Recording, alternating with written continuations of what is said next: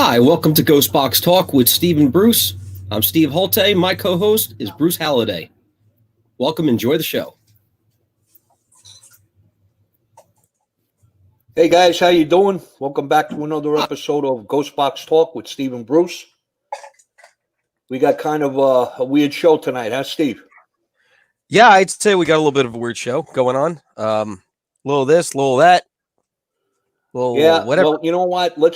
You want to wait to give them the news, or you want to do it right off the bat? I say we wait, let some people come in, so we don't have to repeat ourselves. Anyway, tonight there's not going to be any set topic for the show, guys.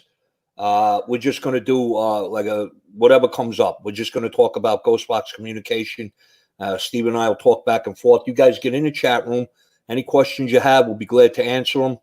And that's how we're going to go with the show. And you'll find out why a little later on. We'll let you know why we did it. We have no topic tonight or anything a little later on. So, my young Padawan. Yes. What would you like to discuss? I want to discuss why I'm in a Yoda outfit with Frank on my shoulder. I don't know if everybody can see that. Can everybody see that? Is that picture also on YouTube? It is. It is. It is. That's this. Let me give you a little background on this on Steve's avatar. That's Steve as Yoda. And back in the day, got to be about, 12, 13 years ago? Probably. We were goofing around one day, and, we were like sniping at each other, like who's the best, who's number one. And Steve said, I'm like the Yoda of Ghostbox communication. So I went and made up this picture. I made up this picture of him, and it's him as Yoda. And he's got Frank Sumption sitting in the background, dressed as Obi-Wan Kenobi. And he's holding a 12-470. That's how long ago this picture was, that the Steve's box didn't even exist at that time. It did not. It did not exist whatsoever. It was just hacked boxes and Frank's and Joe's boxes. That was it. Right. This was way back. And this was like right around when the hacks, the RS hacks first came out. When, what's his name? His name escapes me. The guy that invented the hack, Bill Chappell. Bill Chappell. Sorry, Bill. Yeah, when Bill Chappell first came out with them. That's an interesting story. You want to tell that story of how we got introduced to the first Radio Shack hack? Sure, we could definitely do that. What actually happened is Frank had his group, and it was a Yahoo group on EVP ITC. What was it called? EVP ITC Yahoo group, wasn't it? Right. Yeah. I think that was the name of the group. Right. So, what happened was Frank was putting his boxes out there. He only made minimal boxes. You couldn't get one to save your life. Joe's box, he even made even less. So you couldn't get them either. So people had no opportunity other to do a manual sweep or get on the list with one of those two guys. So that's what happened then. Some guy came on there under a pseudonym. His name was Some Duck. Turns out later that was actually Bill Chappell under a different name. He actually went to Radio Shack, pulled a pin on a 12-469 white little radio and made it sweep. It clickety-clacked its way to fame after that. Yeah. So I went out there. I said nobody bit on that. As soon as he posted it, it just sat there. The post sat there. He said, "Here's how you do it." Anybody understood what he was doing. I don't think anybody understood what he was talking about. No, I had Radio Shack half a mile away. I went down to Radio Shack. I said, I want to buy this model. They said, no problem, $20. I said, okay. I went home. I bent the pin. I did a session. I started posting the files, and the guy says, "Hey, man." Now, what'd you do before that? What did you do? Anything. He goes, I'm making a website. Can I put your files on this website? It was ghostboxhacks.com, I think was the website at the time. I said, oh, sure, man, no problem. Use whatever you got to use. I didn't know. Wait a minute. You're missing a big part of this story. That was the only part I know. What did you do as soon as you went on that group and found out that he had created this Shack hack? What was the first thing you did? I didn't call you because I wasn't talking to you at the time. That's nonsense. I was on the radio. I was on the Garden State Parkway. No, that was a different radio. No, it That was a wasn't. different radio. No, it The wasn't. very first one, I ran down there. It was a rainy day. I was bored. I posted files, and I did that. It was just It was me the by myself. 469. It was the 469 because I got off the next exit of the Parkway. You never even got a 469. course You I- got What's wrong with you? Were you losing your you mind? did. You got a 469, but you got the wrong one. They had two different models. You got the old style 469, and that's how we were able to come up with the 469 470 hack, because you said, I don't know what the 469 you got. I said, it's white. You said, mine's gray and white. And I said, I have no idea. You opened it up and you cut a wire, and then all of a sudden the 469 470 became a thing. Right. That's what So that was. if The anything, right. you actually had two different versions of it. Right. But I'm telling you, I remember emphatically, I was driving home from picking my wife up at work. I picked up the phone, and you were frantic on the other end. You said, hey, this guy on Frank's group, he did something with a Radio Shack radio. He bent the pin or something, and he turned it into a ghost box. And you said to me, here's the information on it. Can you get to a Radio Shack? So I said, absolutely. I got off the next exit. I drove to the nearest Radio Shack, and I went in. I think you're right. I picked up the wrong model. I picked up the wrong. But that's great, because that model's like blows away the other. Everybody likes that clickety clack, horrible white 469. I can't listen to it for more than 4 seconds. Horrible. But you got it, and I said, wow, yours sounds great. What the hell did you do? You're like, I don't know. We didn't even know at the time that we had two different models. Right. Like right. we two different styles. Right. Then I went into, I had gone back, I think 2 days later, I scavenged every Radio Shack within a 50-mile radius, trying to grab as many as I could. And there was the 470 was sitting there next to the 469s. So I said, which basically was the 469 with the speaker. Right. I said, right, exactly. That's exactly what it was. I said, I wonder if this can be hacked too. And I picked one of those up, and sure enough, that was the first 470. Yeah, it was the same.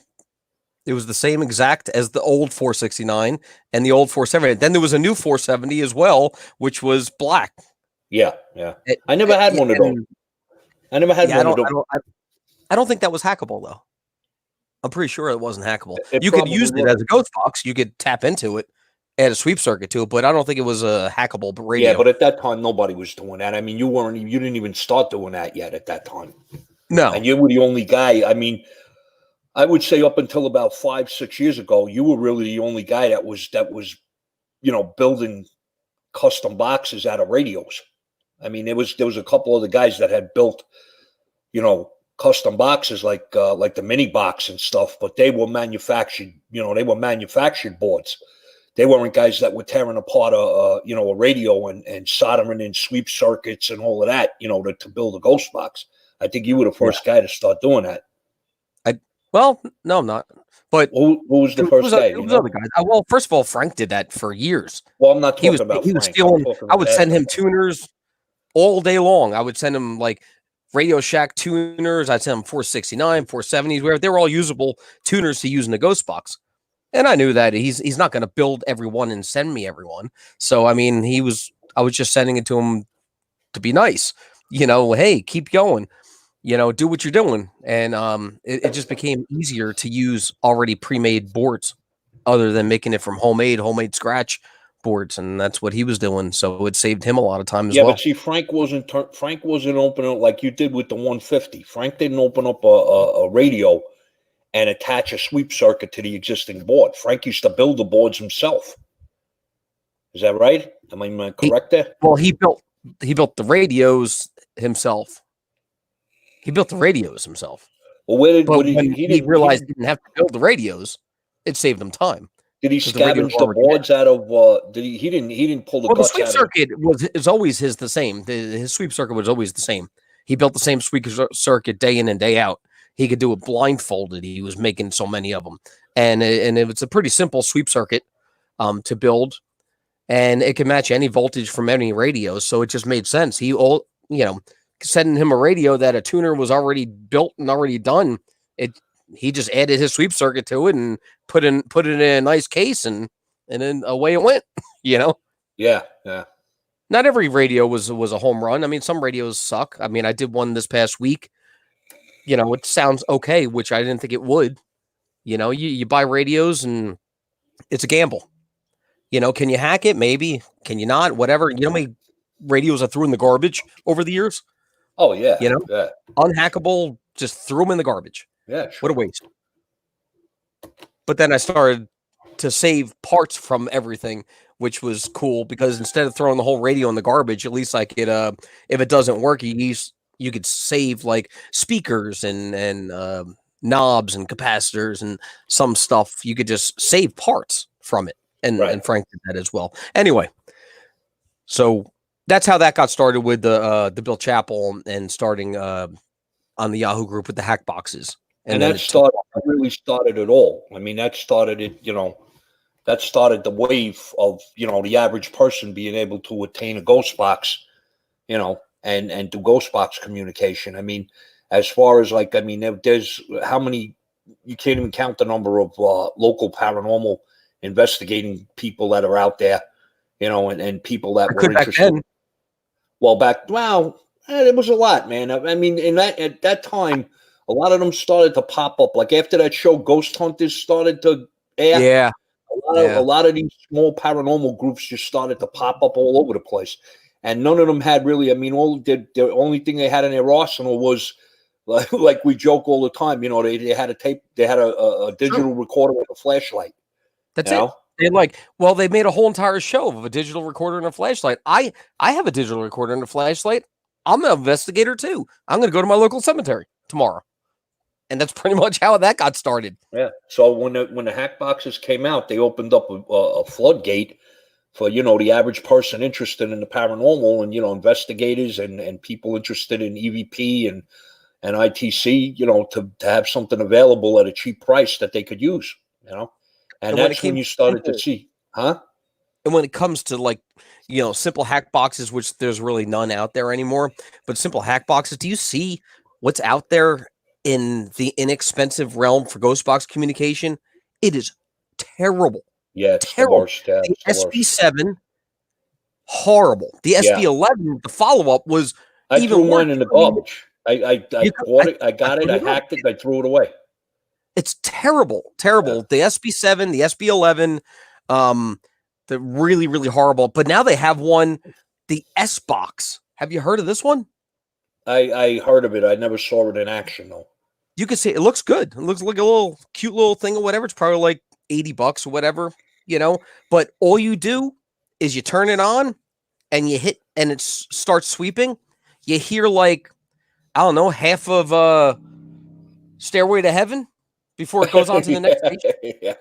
I mean, like, how could that ever be usable? People love it. They're like, oh my God, I'm hearing so much stuff. I could cut out words. I could piece them all together. I could make a story out of nothing. It's great. This is the way it should be. This is ITC research, right? This is Ghostbox research. No, it's not. And people just don't know the difference. Well, you know what? I got to say the only two hack boxes that I ever had any use for ever was the 20-125, the Radio Jack 125, and my Jensen. That's it. Sucks. Okay. You could cough and all you want. That Jensen is the basis of a lot of custom boxes out there. Yeah, because they added all sorts of echo and stuff, and now you can't even make out what it says. So now it's perfect. Don't be hating. You got your niche. You got your thing. Don't be hating on the Jensen. Jensen's terrible. Come on, man. You don't like the Jensen because you're inundated with that turbo sweep. Everything you listen to goes 1,000 miles an hour. I don't know how you ever hear any communication. 1,000 miles an hour. No denying that I got something. It's 1,000 miles an hour. That's my point. Right? You have to give them, no, that's not entirely true. You have to give them the opportunity to go on whatever fraction of sound they're going to need to form the communication. You can't make the sweep super fast and expect to be able to finish communication. That's why I just got done listening to some of your files. A lot of your files cut off midstream. A lot of your communication gets cut off. The ends get cut off and stuff because you're using it's a very fast sweep. They're not able to grab what they need to finish what they have to say before the next round comes up. You know what I mean? That's why, I mean, in my opinion, I don't like a slow sweep. And a matter of fact, as I'm getting older now, I'm tending to go to the sort of faster end of the sweep, as you can notice in my files. If you listen to my files and you listen to the in between, no, well, it's not. I'll never go to where you are. That's without a doubt. But my belief is that the sweep should be fast enough so that you don't hear any solid words of radio signal coming through, but it should be slow enough so that they can afford to use whatever fragments are being supplied to form decent communication. Both ends of the spectrum are no good. Too slow and too fast are both no good. You have to find that gray area, that happy medium, like right in the middle. You know, and I usually do that. Like I was never one to tune a sweep on a ghost box as I was doing a session. I would set the sweep at the beginning of the session, and that's where I would leave it throughout the whole session. Now I find myself actually keeping my hand on the sweep knob. And as I listen to what signal is coming through and how it's coming through, I'll adjust the sweep on the fly as I'm doing the session to accommodate for how the signal is coming through. Now, which box is this? Oh, that's my SB12. You kidding me? Oh, okay. So yeah, you adjust it as it's coming through. Sometimes it's a little slower, sometimes a little faster, but you know, I've made boxes where it actually just goes slow and then fast, depending on, you know, the way I build the sweep circuit. I could have it slow on one end and then it speeds up. It's constantly just doing its thing. If you're picking up, like you have to. I mean, even though I do controlled sessions, and all my sessions are done basically from the same spot. So but I find that my radio signal changes from session to session. Like one day it'll come in, you know, really powerful. I won't have to do a thing. The next time I do the session, I'll get no signal at all. I'll have to move the box around. I'll have to play with the antenna, or I'll have to, you know, adjust the sweep. I'll have to, you know, I guess depending on atmospheric conditions, what the weather is like, you know, what hour of the day I do the session, you know, how much traffic is on the radio at that time. You know what I mean? But what I find is the faster, I tend to adjust the sweep faster now. If I'm on FM and I hear a lot of music, you know, harmonic tones coming through, harmonic fragments, pieces of music and stuff, then I'll tend to fasten the sweep at that point, because I don't want that harmonic sound in my recordings. You know what I mean? So I try to break it up as much as I can, and by adjusting the sweep to a faster pace, it's going to break up those fragments a lot faster, a lot smaller, a lot quicker. You know. Also, are you plugging it in, or you got battery operated? No, it's plugged in. It's plugged in. See, now a lot of times when it's plugged in, also AM is going to give you a little bit of problems. You're going to have a problem with reception, and depending on where you are, what location you're in, plugging it in and being like under lights or something like that is also going to cause interference. So you're going to have a problem with that. You may want to throw batteries in it and then go outside for 5 minutes. You know what I'm coming to believe lately is that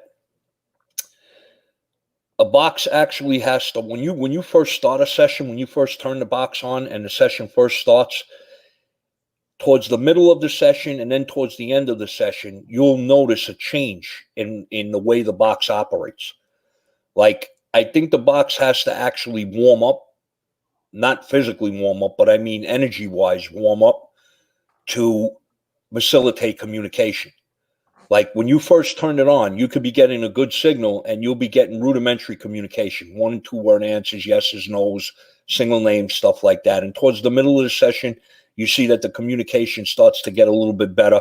And then towards the end, it starts to wane again. Now, this is a pattern that I've been noticing lately. I don't know whether it's indicative to my area or the signal that I have or the box that I'm using, but I don't ever remember it being like that. I remember if you did a session on a day and you had a good signal, throughout a whole 10 or 15 minute session. It didn't fluctuate at all, you know? And now I find that, I'm sorry, go ahead. Good. Just to jump in the chat room a little bit, we'll just give it a little roll call here. We got some people in here hanging out. Okay. We got Steve Hill, who's been around. Hey, Big Steve. How you doing, buddy? Probably like since the beginning as well. He's been around a long time. To it, yeah. Close to it. We got Katie Stafford, whose husband is KD Stafford, and I just got his box today. I started doing it. It's weird. is I think it's imprinted with her stuff still on there from when she was testing it, because they're asking for her a lot on there. And I wasn't quite getting much of anything live. And then when I started recording and going over it, I went over 1 minute of 7 minutes so far, and I got some stuff. So the stuff was there. I wasn't catching on to it. New boxes need imprinting, and I know that you're going to take that segue and run with it there, Bruce. But we also have in my Katie. We also have Debbie is in the chat, and yeah, people are asking questions. I mean, the people are like looking. Some people say some radios use different things. Like Steve Hill says he doesn't use his ghost radios.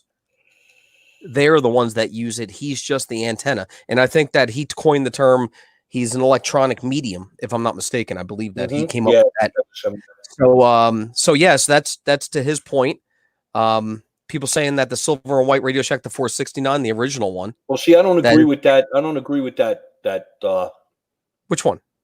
Not completely. The one with Steve Hill, that he's just the standby, like the box is the communicator.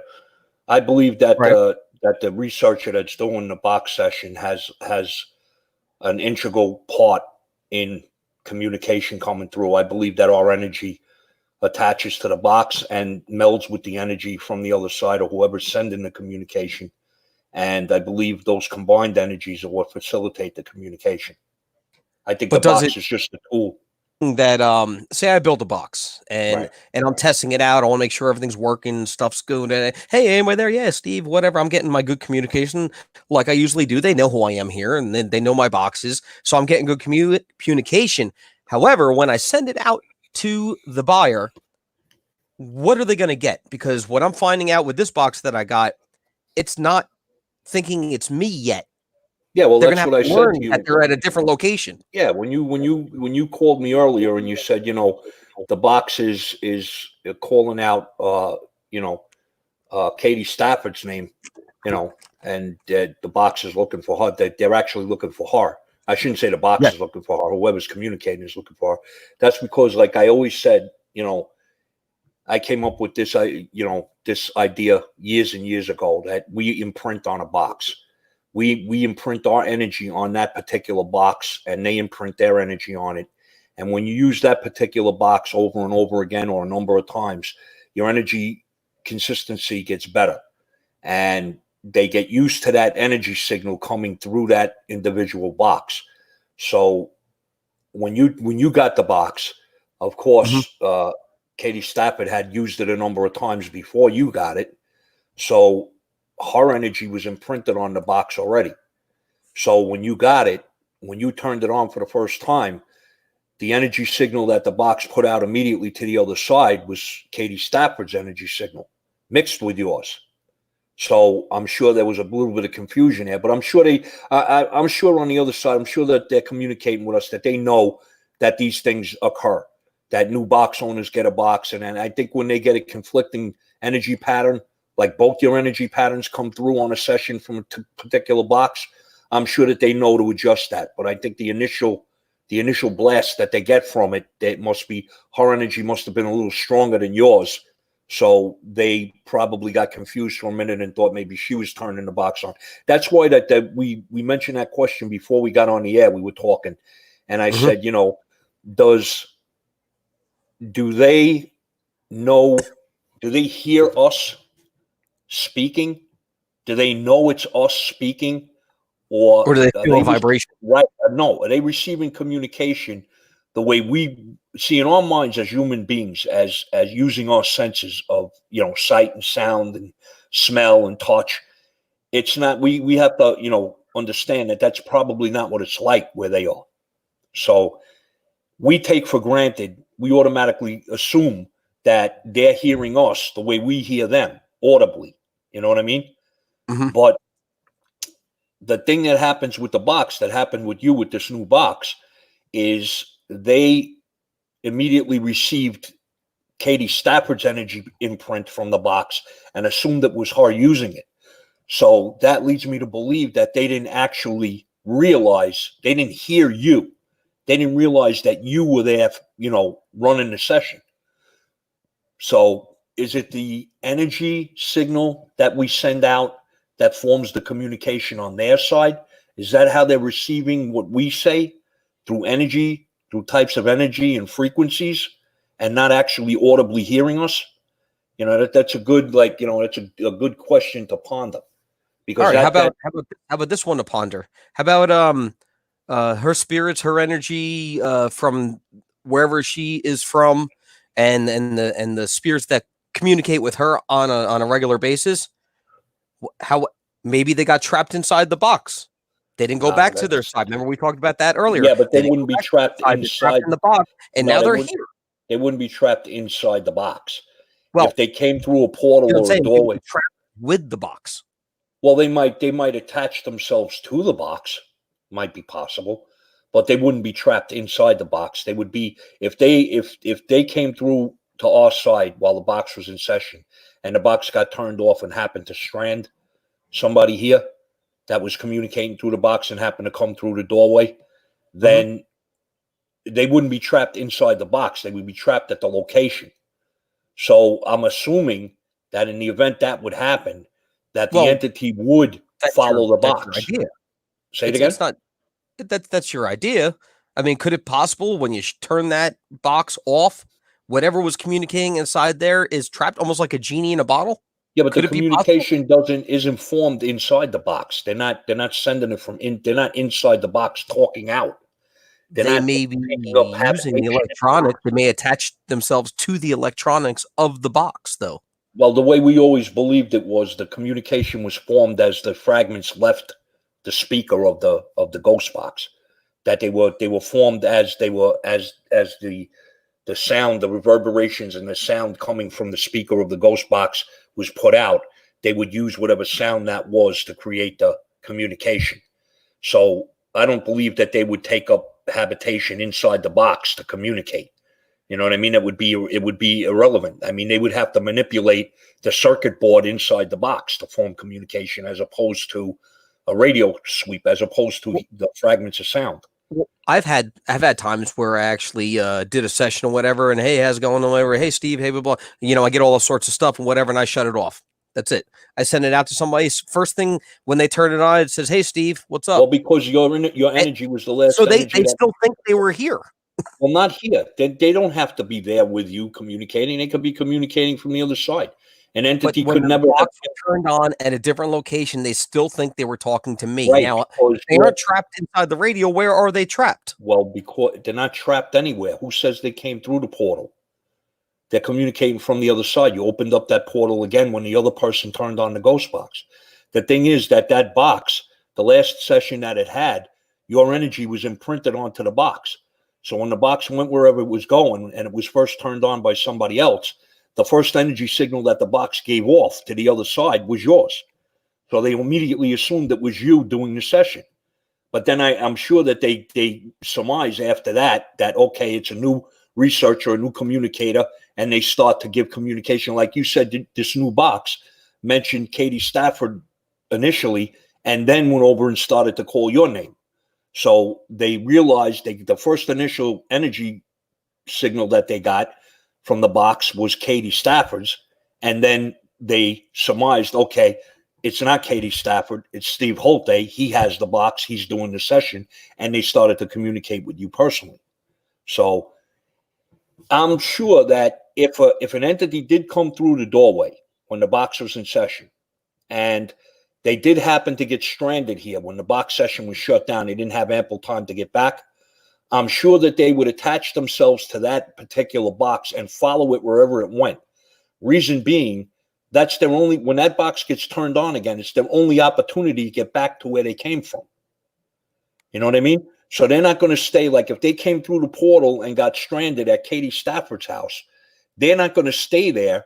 They're going to follow the box that they came through, that opened the doorway that they came through. They're going to stay with that box until it gets turned on again so that they can have an opportunity to go back wherever they came from.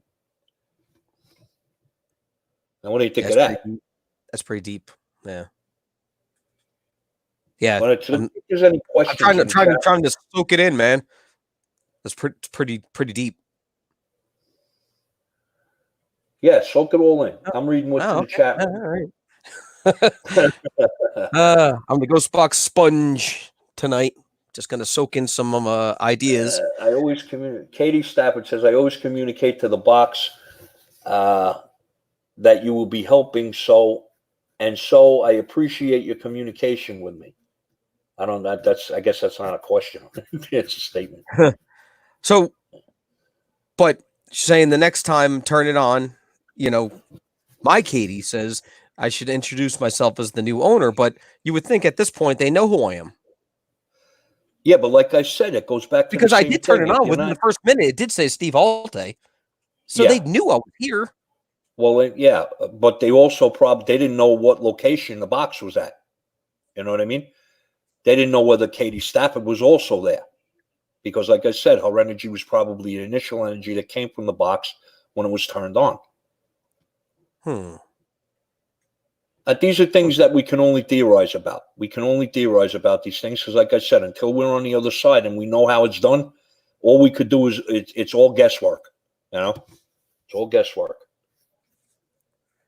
It is. Well, we made 31 minutes into the show just shooting the shit, man. Because we had no topic, but well, that's what we said this show was going to be about. We'll make up the topics as we go along, and we'll discuss different aspects of the communication and technology and stuff. What are you working on now, by the way? Anything new? Always working on something new. Modoc Blood is in the chat room. The reason he or she, I don't know who Modoc Blood is, he or she, but they commented on a video the other day and they said they were looking forward to our show on Monday. So that's why we're here. We're doing the show on Monday because we have an announcement. You want to do the announcement? Well, yeah, I think we got enough time. I think we're into it enough time now. Yeah. Steve and I had discussed, the time and the day that we do the show. And we had originally landed on Monday night because I'm off on Mondays and Monday wasn't a really stressful day for him. So we decided to do it on Mondays. But we found that our listenership would probably benefit more. It would probably grow more if we did it on a more popular night. So Steve's wife, Katie, did some research into it. And she found out that Friday nights would be a more, how should I say? More of an audience. Yeah, you'd have more of an audience. It would be more of an amicable night to do the show. I mean, you would probably get more people listening just by what demographics said that, more people are involved in live radio, listening to live internet radio shows and stuff at that day. So we decided to change the show from Monday nights at 8 o'clock to Friday nights at 8 o'clock. So Ghost Box Talk with Stephen Bruce will be airing on Friday nights, 8 o'clock Eastern Standard Time. And that's our big announcement. And, we were not even going to do a show tonight. We were just going to move it right to Friday night. And then someone said, hey, I'm looking forward to your show on Monday. And then I'm like, Right. We really didn't want to disappoint anybody, anybody that was, looking forward to coming over and listening to us two knuckleheads. We didn't want to disappoint anybody. So we decided to do the show tonight as it stands. And then we're also going to do our Friday night premiere show on this Friday coming up at 8 o'clock. So you guys get the benefit of two shows in 1 week. Lucky them. Now I got to listen to you twice. I got to listen to you twice as much now. You love it. Doesn't benefit me at all. You love it, pal. So, but for those of you out there, what I'm working on, as you were touching on that or whatever, yeah, go ahead. Working on getting different radios, because I feel like we're in a stagnant area again, where people are using not so great boxes out there. No fault to them. They buy like this SB7 or an S box or whatever they're doing. That's an affordable radio. It's creepy. You can listen to it. You can run off to somewhere in a cemetery or an old abandoned building or whatever safely. Make sure that the place is not like the floor is going to cave in on you though. But you got your flashlight, you got your EMF detector, the digital recorder. You're all good to go, except the radio that you're using sucks. And I think it's time where we should just start finding simple radio again. And that's what I'm trying to do. I'm trying to find simple radios, just like back in the day. It was Radio Shack was the flavor. Back then there was different models every time they came out with a new model. Hack that box. Everybody had a hacked box, and there was tons of them to be had. There was Radio Shacks on every corner. Now there's no Radio Shacks, and now there's no nothing. And people are wanting something, and they're buying these crap boxes, and they suck. They really suck. You know what else is inundating the paranormal community, and has no. I mean, I don't like to knock anything or anybody's stuff or anything like that, but these phone apps that purport to be Ghostbox phone apps, I mean, they are the worst. I mean, if you got one word of communication using a Ghostbox app on your phone, I mean, you better consider yourself lucky and play the lottery, because I downloaded a couple of them just to see what they were and how they worked and stuff. And it was just, it's a sorry state of affairs. I mean, like you said, like if anybody can come up with, something that can be a ghost box that can be hacked, like not even that the individuals now, it ain't like years ago where people are going to buy these, radios and they're going to open them up and they're going to hack them themselves. I mean, a lot of people don't have confidence in themselves to do that. They're not, technically inclined or mechanically inclined to do stuff like that. There's a lot of people that are into this that just want something at a moment's notice that's available to them, that works, and that, that they can use. So I would say, like, you as the top box building guy in the world, and I don't say that lightly. I hate to give you that credit, but no, that's not me. No, I'm definitely not. There's people. Well, who's better than you? Name somebody that's better than you. I'd say pretty much everybody out there. Okay, you're a very modest guy. Everybody loves a modest guy. Yeah. Anyway, all I know is I've been doing Ghostbox communication since day one. Me and you were two of the originators of Ghostbox communication, and all I use constantly is a Steve's box number 12, and it's the best box I ever used to date. And I think it's got to be up there with the best boxes I'll ever use, no matter what comes out in the future. So it's what people feel comfortable using, Well, it's not a matter of comfort. It's a matter of performance. It's a matter of what works. Right. I mean, that's what I'm saying. That works for you. That's your box. Yeah, but it would work for anybody. If I gave this Steve's box number 12 to Joe Schmo down the block and and taught him how to do a ghost box session, he's going to get communication with it. It's just the device. What do you mean it's not true? Why is it not true? It's not true, because you told me the other day, because you have two of these boxes, same exact box. You said the other one sits in the corner. You never got a thing from it. Did you not say that the other day? Two identical looking boxes built exactly the same. One you get something with, one you don't. So you may have built them the same, but no two boxes are identical. You said you get nothing from the other one. I didn't say I get nothing from it. I said when I used the two of them, this was the one that I enjoyed using, that did the best for me. So this is the one that I used. So if the two boxes were identical, wouldn't I get identical communication out of both boxes? Wouldn't I get identical performance out of both boxes? Which I didn't. So the 150 that I don't use is the one that didn't give me the communication that I get from my SB12. So in my opinion, you're the best box builder out there. I've never heard somebody else's boxes that are as good as yours. I've never seen any other communication come through. I mean, I've heard other people do sessions. I've watched a ton of YouTube videos of people doing sessions using different devices, different boxes, different things, and to me, in my personal opinion, my experienced opinion, your stuff is the best. So I'm entitled to my opinion, and that's it. Okay. Well, the app market, as you were saying, whatever, it started out like something maybe there, like originally, like very originally at the beginning, because Frank used Ghostbox E1, I think it was called, and what it would do, it would record. You would be able to record yourself saying something, and then you'd hit the button, and it would shuffle it around and jumble up your own audio that you just recorded, and you could actually ask questions to your own jumbled up audio. Like And EVP and Maker. that was kind of cool. Now Like it's an app EVP Maker. like EVP Maker, correct. So I thought that, that was a pretty cool concept.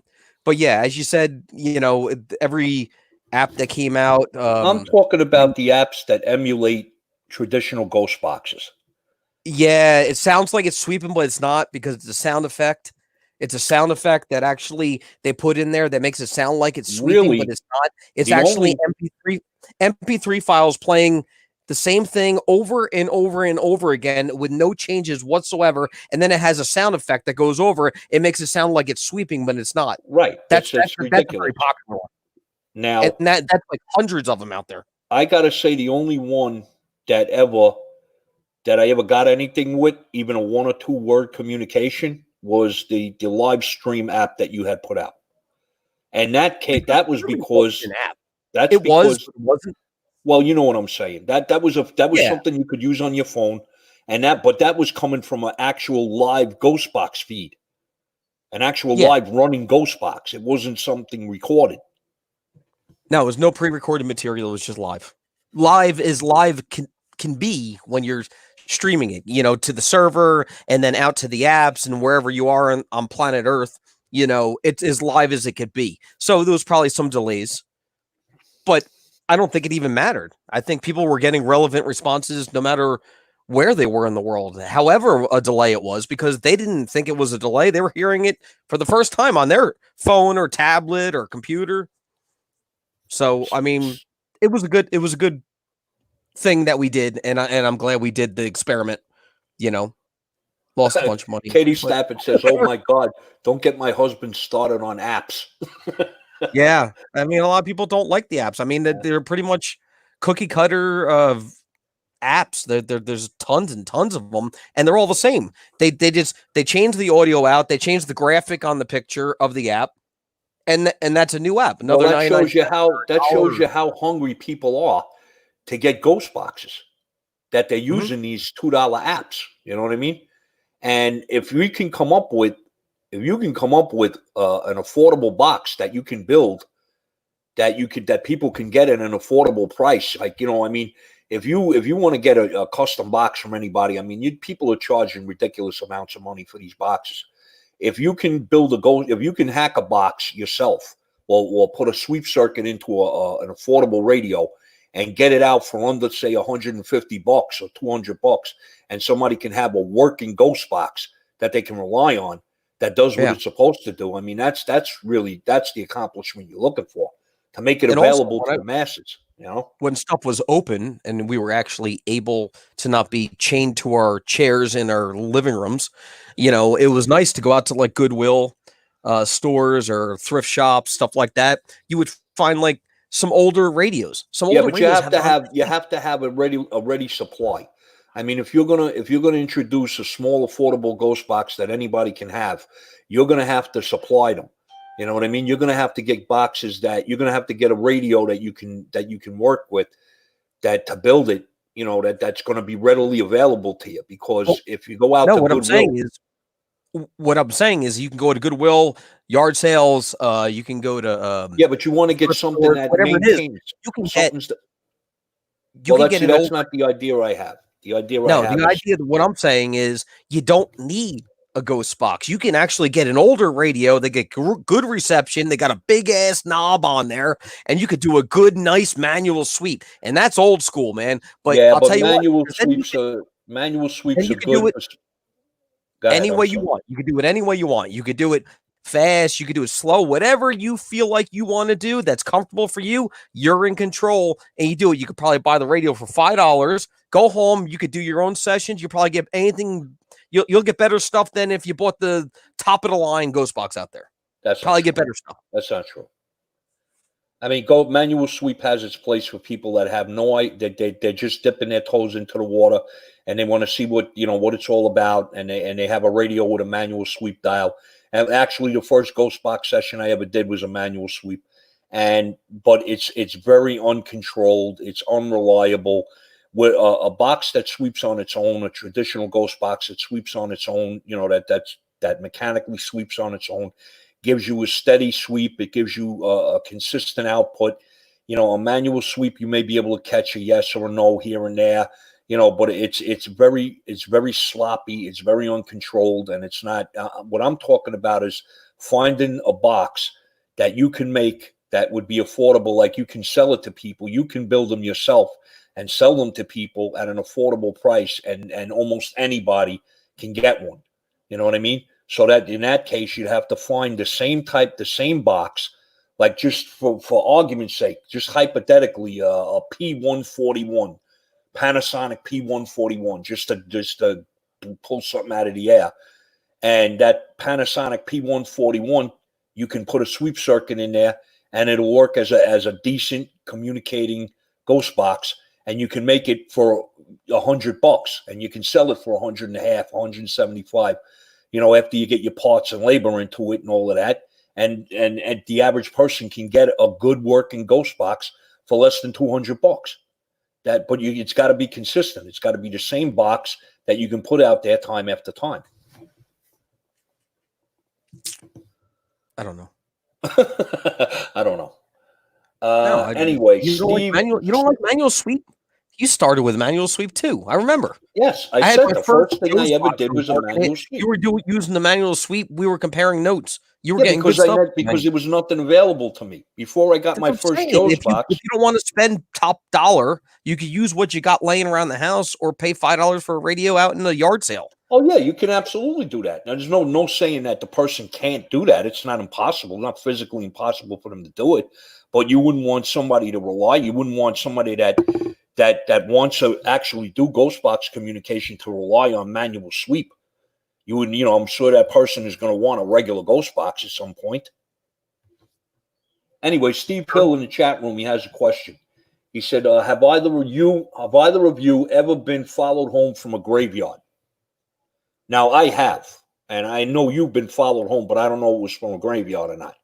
I believe it was from the... No, every time I go to a graveyard, there's always something that's here. It's funny because every time I do a session after the graveyard session, I always get some straggler here, and then I do a little research, and I could actually put that person right back at that graveyard again by the name they gave me. Yeah. Now I'm going to give you a little story, and you'll probably remember this. You'll probably remember this, Spirit, when I mention the name. My father-in-law was recently passed away, and we had gone to the cemetery to visit his grave. And, of course, I bring 470 with me, right? Mm-hmm. And we're walking around, my mother-in-law and my wife and stuff were futzing around with the grave, putting flowers, stuff like that. And I decided to take a walk around. So I started to walk around, and I'm asking questions, like, is there anybody, any spirits here that want to communicate? Is anybody here with me now that wants to communicate? And I get it. I get heard it clear as a bell come through. It's me, Mandy. Right? Oh, yeah, I remember Mandy. Right. And I said, I asked a couple of times after that, Mandy, and it was in a little girl's voice.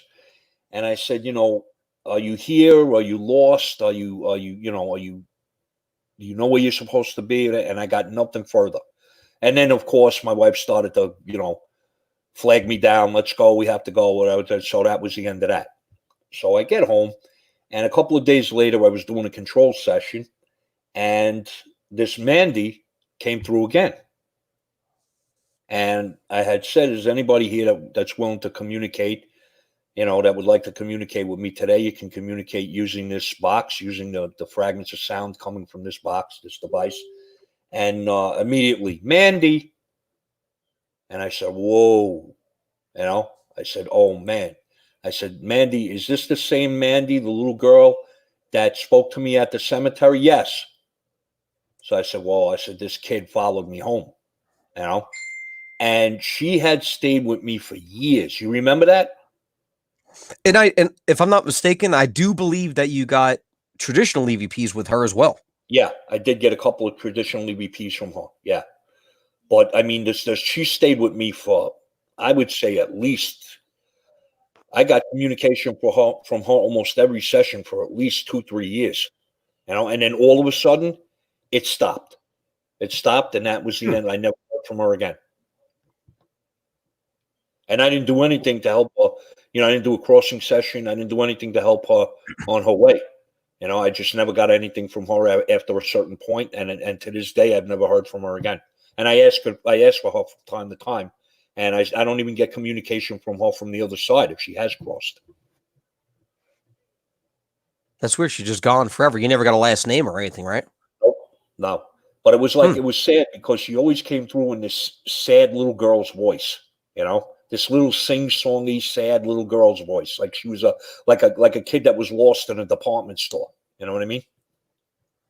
So maybe put that on the docket for one of your next sessions. Just say, hey, there used to be this girl, Mandy, or whatever. I just want to make sure she's okay. Is she out there? Could you, see if she's all right? You know how many times I've done that? You know how many times I've asked that question? I asked Mike to help, Lisa. For those of you out there that don't know, Mike and Lisa are my technicians on the other side that help facilitate the communication. They've been with me for about almost 15 years now. And they're never able to bring her through. They're never able to find her. The most I'll get is wait, and then invariably a no. So I don't know what happened to this kid, or where she is, or what happened to her, but I hope that, I pray to God that she found her safe way to heaven, and that's where she is, Yeah, I agree. You want to play some files? Yeah, we got about 10 minutes left. Let's play some files. Who are we going to do first, me or you? I don't know. I think I just heard a cat fall down the stairs. Hang on. All I heard was boom, unless it was Katie. Unless it was Katie, you better go check. Oh, here she comes. Katie, did you fall down the stairs? No, not this time. No. Oh, no, I actually thought I heard a cat, but then I'm like, oh, I think it might be Katie. She might have fell down the stairs. Are you still here? I am. Oh, okay. Hi. Hi. She says hi. Okay. What's that? I'm gonna make some mozzarella sticks. Oh, okay. That's cool. All right. So we'll do when was the last show we did? Last Monday, right? Yeah. So that was. Are you trying to find the files? Today's the 11th. Yeah, well, I don't want to play files that we already played last week. Yeah, well, that would be on the what? I got your files. Don't worry about it. 4th or whatever. Yeah, you got a bunch here. Don't you have a bunch of yours too that you're gonna play? I do. Okay. Well, you want to go back and forth, or you do? Want me to start with mine? Well, it doesn't matter. You can start with either one. It doesn't matter. But you want to, you're the conductor. Your files, I don't understand. Let me, I'll play my files first. Whatever. Okay, you're the conductor, so you decide what you want to do there. All right. So 5-8. That was okay. I could do that. All right. These are my reverse box sessions. You want to explain real quick what a reverse box is so that people know? Reverse sweep speech. There's a difference between reverse sweep and reverse speech. Now, if people don't often get the connection there, they say, "Oh yeah, I used my hack box. I used reverse sweep, and I got such great stuff." Yeah, well, you know what you did? You didn't do anything. It's still forward communication, whether it's forward sweep or reverse sweep. It's still broadcasting forward speech. So it doesn't make a difference whether you go forward or backwards. So I wish people would stop saying that. That's but they don't know. The thing is, they don't know the difference. So that to them, that's what it means. How do you not know the difference between sweep and speech? Well, listen to a record back in the day. You play it backwards, like that's reverse. Obviously, it doesn't sound that way if you're hearing crystal clear forward communication, even though you're using a reverse sweep. It just doesn't make any sense. You got to use common sense, people. All right. So I made a box that's reverse. Katie Stafford said she loves our accent. Oh, we don't have the accent, Katie. You do. Yeah. I didn't even know we had an accent. But so what I did was I made a a box that. What is that? Are you cutting your nails? Yes. No, don't do that in here. Steve, you're on the air. I'm sorry. I got company in here. So, all right. So what I did was I made a box and it was reverse speech. I took a regular ghost box, sweeping ghost box. I plugged it into a reverse pedal, a guitar pedal, and it became reverse. So I said, is this really reverse? I can't believe that they have this feature on here. So I did. So I recorded it in reverse, and then I reversed what I recorded, and it's completely forward. So it works. So I made a box, standalone. I made 2 of them, 3 of them, actually. One, you could plug anything into it. One, it was like an everything box for me. It's AM, FM, forward and reverse speech. It's everything. I never even use the box. It sits on the shelf, collects dust. Then I have another one that it's just AM reverse speech only. That's what I used for this box. For the files I used, I went and I did like a 5-minute session, whatever. I got some stuff. Modoc Blood in the chat room says, "Walking backwards is still walking." You want to explain why reverse speech? No, can you take this one? Because I already been taking everything. Okay. You understand what he's saying. Reverse speech in a ghost box gives you 0 opportunity to catch any stray radio signal that could be mistaken for communication. Since the reverse box puts out audibly reversed speech, like as if you were to say, all your words in reverse, it would sound like gibberish. Nobody would understand it. Nobody. The reverse speech box does the same thing. It takes whatever fragments of sound or words that are coming out of a ghost box and reverses them so that they sound like gibberish. So in essence, what you're doing is the box is not only chopping up the radio broadcast, it's actually reversing the chopped up pieces so that there's no chance of getting any stray radio signal that could be mistaken for communication. So for example, I live near Edison, New Jersey. Right. And I get a lot of Edison communication over the years with Tom Edison. However, if I'm using a forward speech ghost box and I'm so close to Edison, New Jersey, there's a really good chance that they're saying, okay, traffic jam here in Edison, and I picked up Edison. Right. That's the word Edison, because it does happen. I mean, we do get stray fragments, stray radio signal words full words that do escape the sweep of the box here and there. I mean, it does happen. It's an occupational hazard. I'm not going to say, the ghost box doesn't put out any solid words of radio signal, because it does happen. I mean, as the sweep resets itself and starts up again at the beginning of the band or the end of the band or whatever, whatever direction you're going in, it does happen to pick up a word here and there of full radio signal. So, like Steve said, he's in Edison, New Jersey. So if he does hear Edison, there's that little doubt in his mind, other than getting it in Edison's voice himself. There's that doubt in his mind that it could have been a piece of stray radio signal that picked up the word somebody speaking about Edison, New Jersey on the radio. Right. But if I'm using a reverse speech box where nothing makes sense ever, right? It's reversing it live, and I'm hearing everything backwards. Now, if I say, who am I talking to when I hear Edison? Bingo, I got something. Right, because the name Edison in reverse is not going to sound like Edison. Correct. So, and it does that with everything. It does that with the whole sweep. Whatever comes out of that reverse box is doing the same thing. You're not going to hear any, legible, audible words of, radio signal coming out of that reverse box. So when you do get communication, full-on communication, which Steve has gotten full-on communication with this reverse box, and you hear it in full, straight, audible, understandable speech, you can bet your life it's communication and not radio signal. Right. So on that note, let's play the files. Yeah, let's play some of these files now. Didn't get a whole hell of a lot, but let's see what we got. Bruce, you remember which ones were the better ones? Can you hear me? I don't remember what ones were the best ones. I should have probably marked them. Well, it doesn't matter. Just play. All right, let me hear. I'm gonna play. Can you hear me? Everybody knows that. It's not. when you do a ghost box session, like I was talking to Steve before, I did a session 2 days ago, and I got 25 files from this, 25 individual files from a 12-minute ghost box session recording. And out of those 25 files, I maybe gleaned about maybe 5 or 6 really good communication files. The rest you can say, well, I heard it a different way. There's a lot of noise in it. It got stepped on. It, that's going to happen. I mean, that's.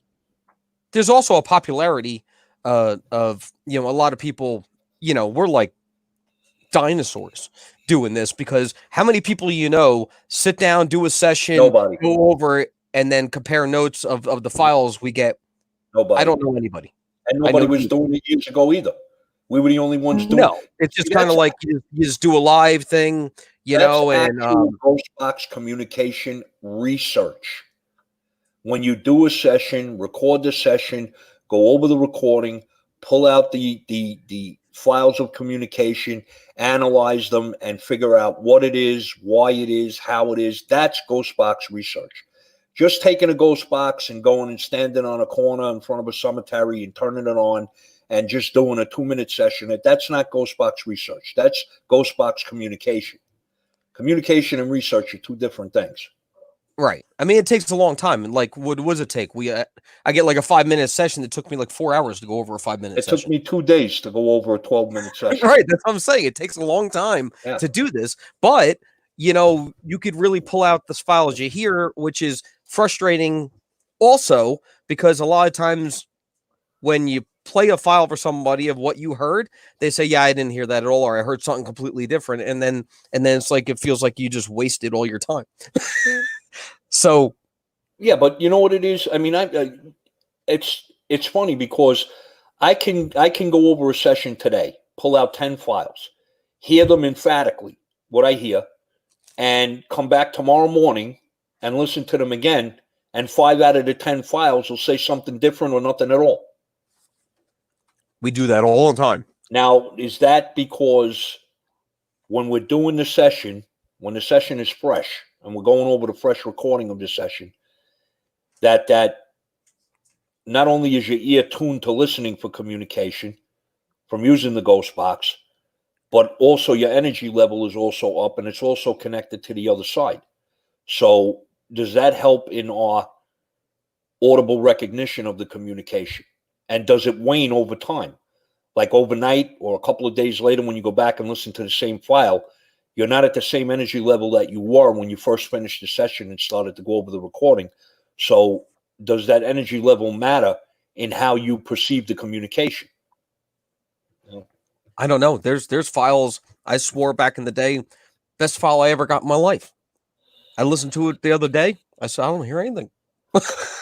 You remember that Patrick Swayze file? Yeah. I wish I had right that. Before he died. I wish I had that. That was before when the actor Patrick Swayze, he contracted cancer and he died. And months, maybe a year before he even announced to the public that he had cancer, I was doing a session and I got out of a clear blue sky, which wasn't relevant to my question at all. It was just a message that they sent through. And the message was Patrick Swayze, critical danger. And it came through as clear as a bell. And a couple of months after I got that communication, Patrick Swayze did a news conference and announced that he had terminal cancer. He was in 4th stage cancer. And a few months after that, he died. And I got that communication months before he even announced that he was sick. I wish I had that file today. I lost that file. My computer crashed. My older computer crashed and just wouldn't even turn on anymore. It was just a complete dud.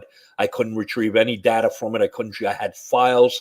I used to do a form That sucks. You threw it out because they just came out with a thing where you could plug in any old hard drive that was broken, doesn't work. You just plug it right in. It's this new gizmo. Right. You plug in it, pull all the information out.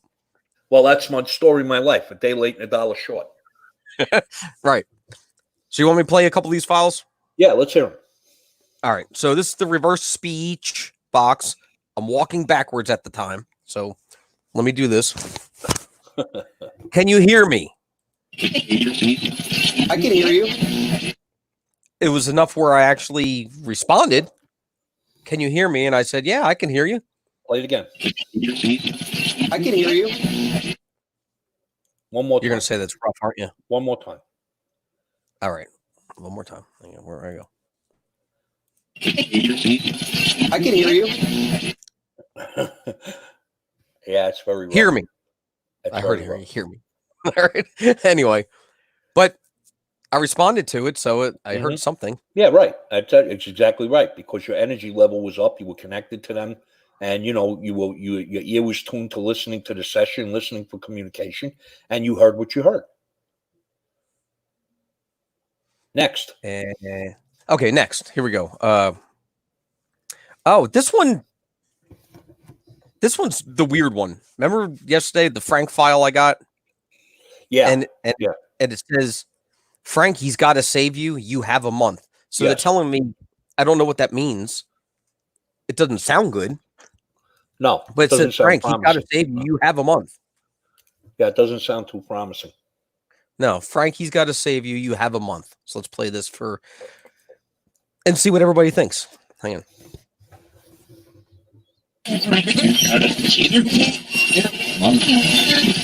See, now a lot of people also have to realize how I listen to stuff. Like, what's crystal clear for me, and I can pick it up really fast. A lot of people don't pick that up.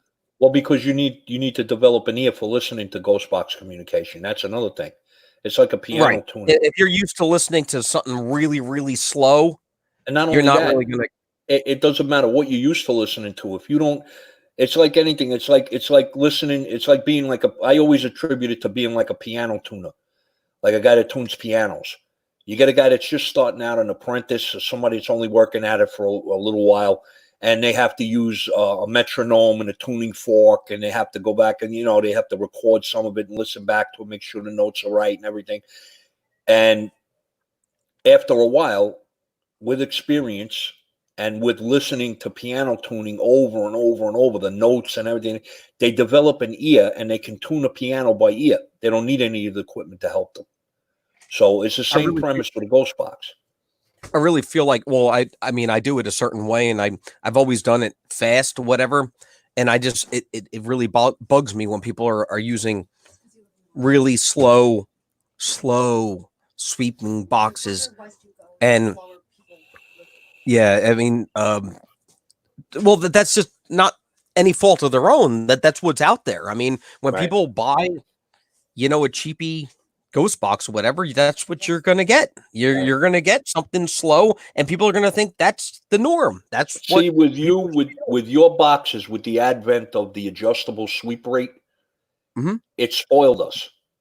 Because it's very important. Yeah, back in the day with the RS hacks and all of that, you had one sweep rate, that was it.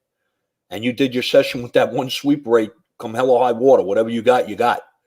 See, today we're spoiled because we have that adjustable sweep. But like I said before, I adjust my sweep now on the fly as the session's in progress. Yeah, because things change all the time. Let me play this one more time just so people can get a feel of this. Frank, he's got to, Frank, he's got to save you 1 month. Hang on.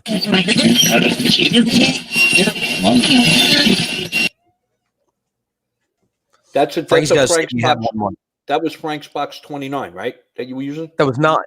That was my reverse box. These are all reverse box sessions. Which box did you plug into it? No, I have a standalone reverse box. Oh, this is the standalone? Box number 130. Okay. I turn it on. It's AM reverse speech only. That's it. It doesn't have any other features. Okay. So I made a box that, like, if I sent this to somebody, they would have to get something, because there's no way they couldn't get something, because if they heard anything at all, I'd say, well, that's not possible. It's reverse speech. Right. And I would love to have made a bunch of these, but I don't have the resources, to do it. They're very expensive to build. But it's 10 after, it's an hour and 10 minutes now. So, let's get going with these files so we don't keep everybody on here for 2 hours again. Okay. Unless people are okay with being here. I'm sure they're not. Are you speaking for the group? Are you speaking for the group? I'm just being considerate. consider it. Give you consideration off my foot. Hey, for you I'm guys out Chris. there that don't know, I mean, Steve and I are not just, partners in Ghost Box communication. We've been close friends for a long, long time, a lot of years. And we talk to each other on the phone every single day, and it's just, we're involved in each other's lives and everything. And it's, we have a really close friendship. So when you hear us kidding around like this, it's not like, people don't know. They say, well, maybe these two guys They just always hooked on up. that show. Yeah. All right, listen, I'm going to do I'm Chris Asshole. Okay, that's good. Yeah. All right, so let's play this one. Come on. Me? Who are you?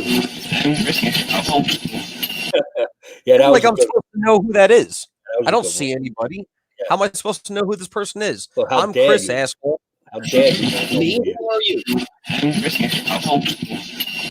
Yeah, how dare you? What's the chance of that coming through on a reverse speech? No, that's not while going to happen. speaking It's to just radio the way it came through. I mean, you could tell even if you don't listen to the words, listen to what the words are saying.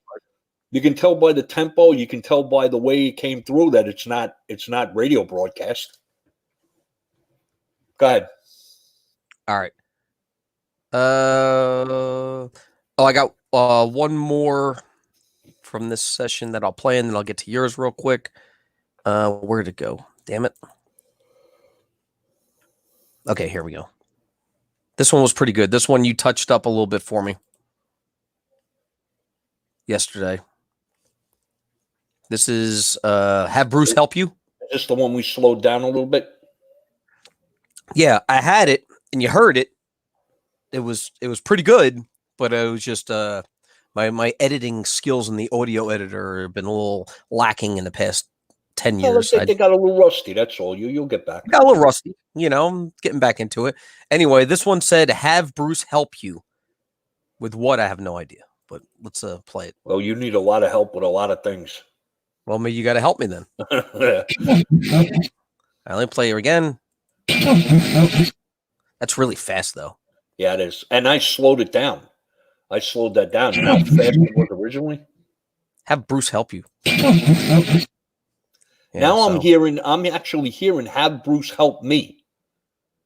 Listen to it again. Oh. Have Bruce help me? Okay. Yeah, that's fine. listen. Oh. Right? Maybe it's Mandy. Well, she didn't have a deep man's voice. Maybe that's what she had to work with at the time. Yeah, right. Could be. Yeah, that's possible. It's possible. All right. There was a reverse session that I did. I sent you a video, like a quick video when I was doing the reverse. Yeah. And you went over that video. Yes. So this one says visit Herman. This was from a video I sent you. Yes. Visit Herman is what we hear on this one. So let's listen to this and see what people think. All right. I'll talk to you guys later. Thank you. Who's going to visit? Herman?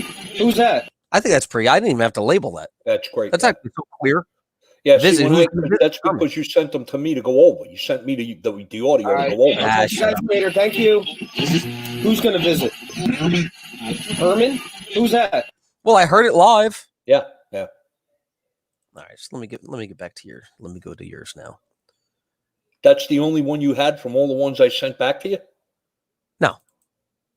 I got other ones, but I mean, you said we were crushed on time here. I mean, I think I only sent you 6 files back. I mean, you can play a couple more if you want.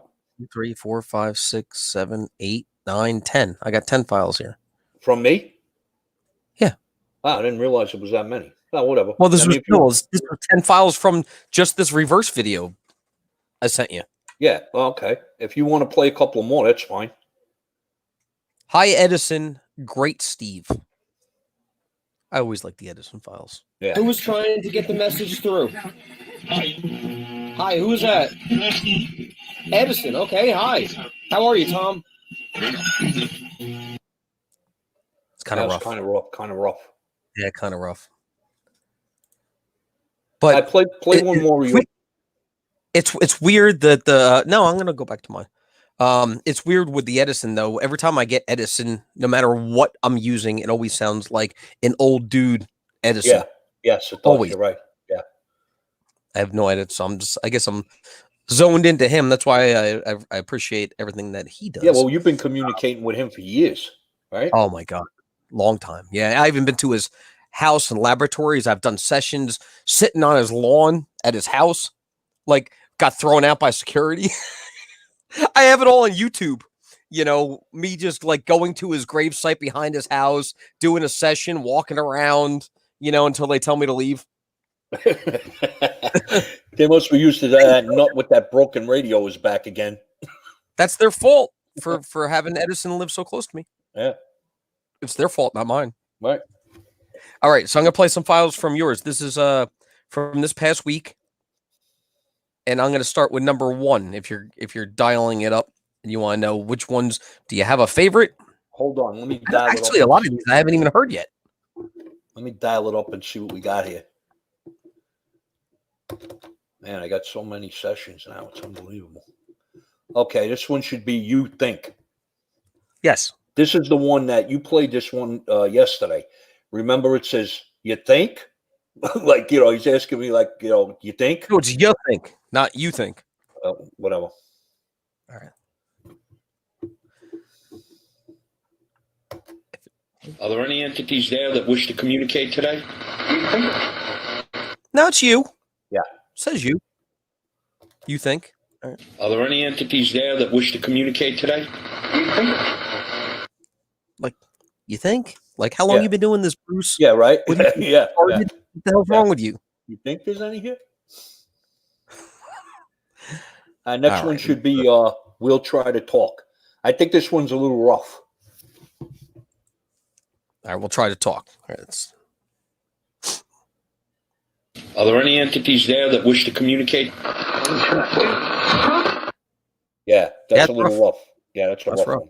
Play one more time, though. Are there any entities there that wish to communicate? I do hear it, though. They'll try to talk. It's funny because whatever's available to them at the time, that they must scramble to grab whatever they can to form the communication. Sometimes it comes out, in a comical way. And I'm sure he didn't mean to send, we'll try to talk, Right. The next one should be Dave.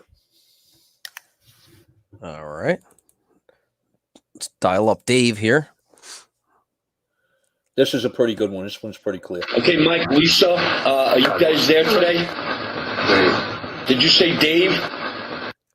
Yeah, I heard that one in real time. Who is he? What was he there? There was a technician that used to be. Well, no, there used to be a technician on and off years ago named Dave that we used to get every once in a while, and but then he just disappeared. So I'm not sure whether that would be him or not. Well, I was asking for Michael Lisa, so I'm not sure whether that was that older technician that used to come through. All right, we'll play one more time. Okay, Mike, Lisa, are you guys there today? Did you say Dave? Of course he said Dave. Yeah. The next one's pretty good. Now, this one you said you knew somebody named Carissa. Yes. Yeah, this one, the one that says Carissa died. Yeah, I hear Carissa died instead of Vanessa died, but let people listen to it and hear for themselves. But she didn't die. Okay, Frank, if that's you, can you please try to come through and communicate with us today? Yeah, see, I hear Carissa died. Yeah, I hear Carissa too. Yeah. But there's there's no Carissa I know that died. I do know a Carissa that's not a popular name. Right. She's still alive, so so I don't know God. what that is. I'll play one more time real quick. Carissa died. Okay, Frank, if that's you, can you please try to come through and communicate with us today? Yeah. Yes, Brucey. And then you could preface this. Yeah, let me preface this. The You don't want to Brucey, preface this while I go to the bathroom. well, I can only preface it for a second. I mean, how long are you going to? Well, it's going to take you 2 minutes. Tell the story a few times. Yeah, all right. Go ahead. Go. All right. Hang on. This next file that Steve's going to play, it says yes, Brucey, and it's funny because I ask a question and they respond yes, and then as I'm acknowledging hearing the yes, they call out my name. They say Brucey, but it's underneath me talking. I mean, you can hear it clearly, but it actually comes in the same, at the same time that I'm speaking. And it was funny to me because when I was a kid, my father's name was Bruce.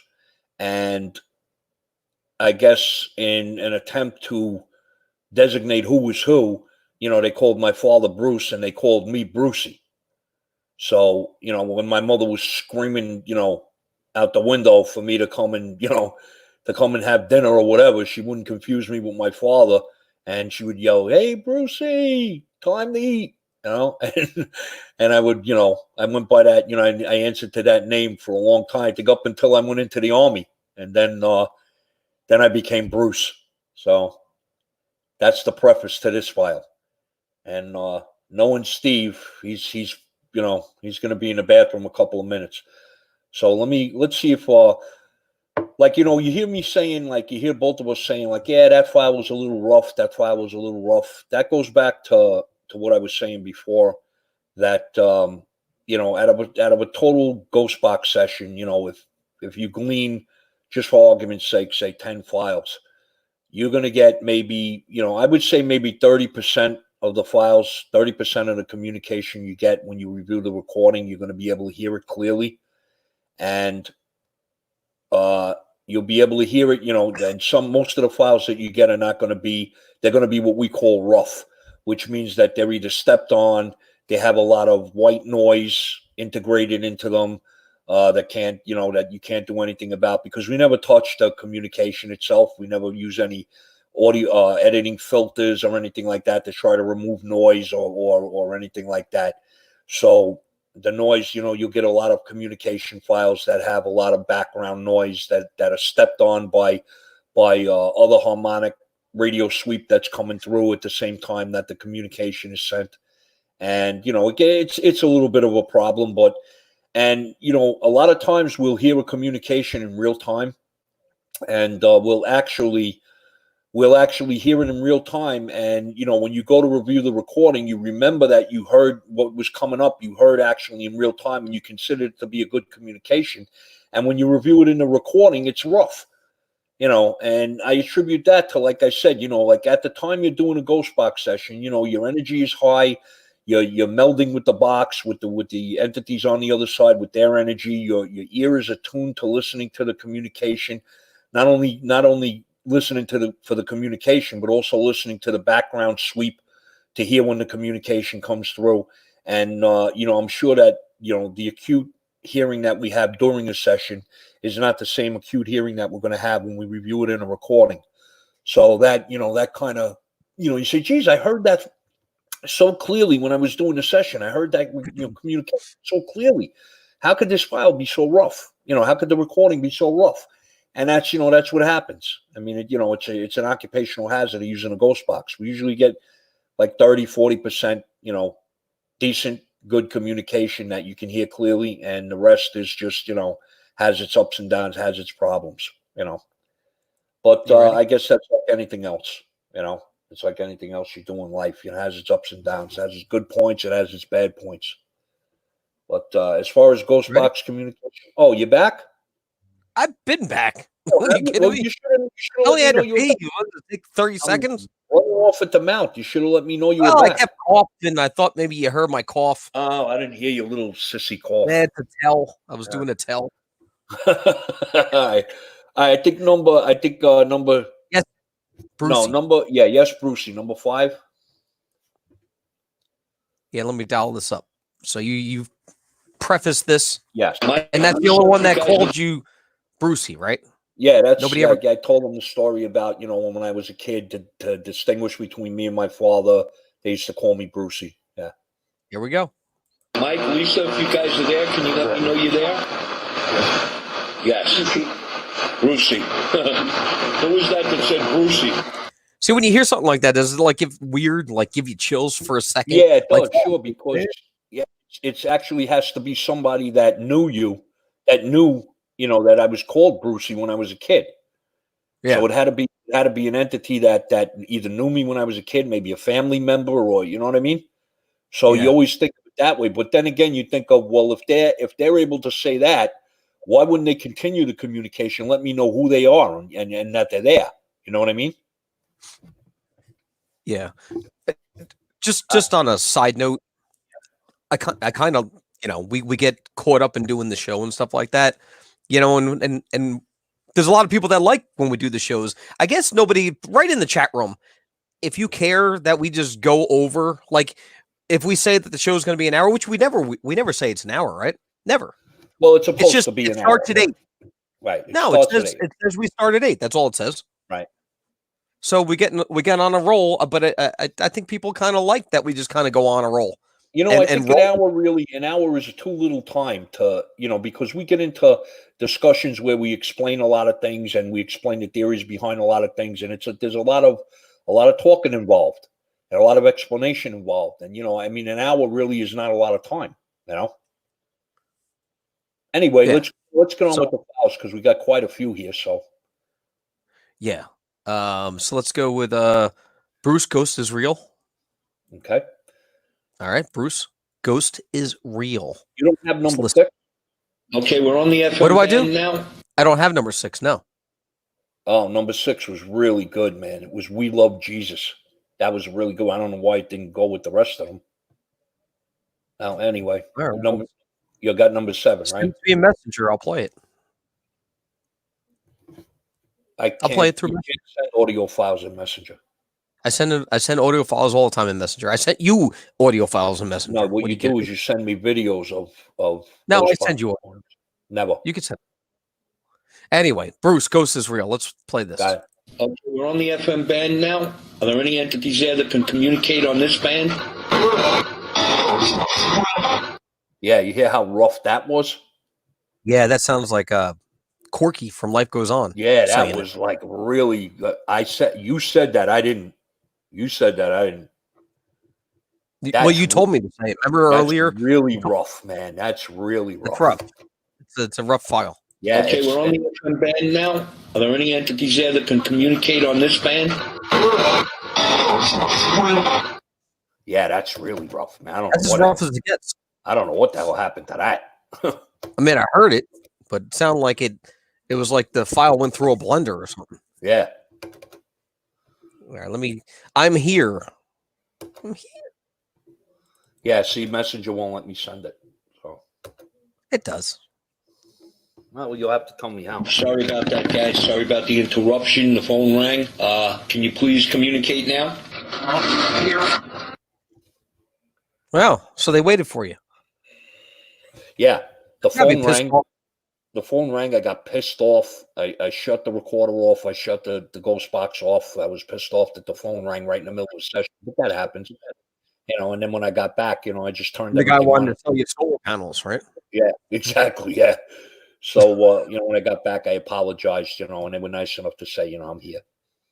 I'm here. Here we go. Sorry about that, guys. Sorry about the interruption. The phone rang. Can you please communicate now? All right. I'm here. Yeah. That was a good one. Moving on. Let's hope tonight. Excellent. This is rough because this is from the FM band, and there's a lot of harmonics. In Why this. Why is the FM band so rough? It's because there's a lot of and they're fantastic. Well, I'm not saying they're all rough. It's just that sometimes you'll pick up communication that's built on harmonics, and those are the files that tend to be more rough. All right. Let's hope tonight. Excellent. Let's see what this one. FM band. Here we go. Okay, guys. Any entities that are there that wish to communicate today, can you please do so?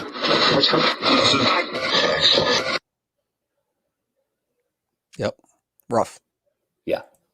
Well, I said it was going to be rough. I know ones that are rough. They said, please turn back.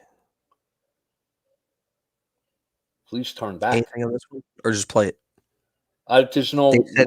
What number do you have? 10.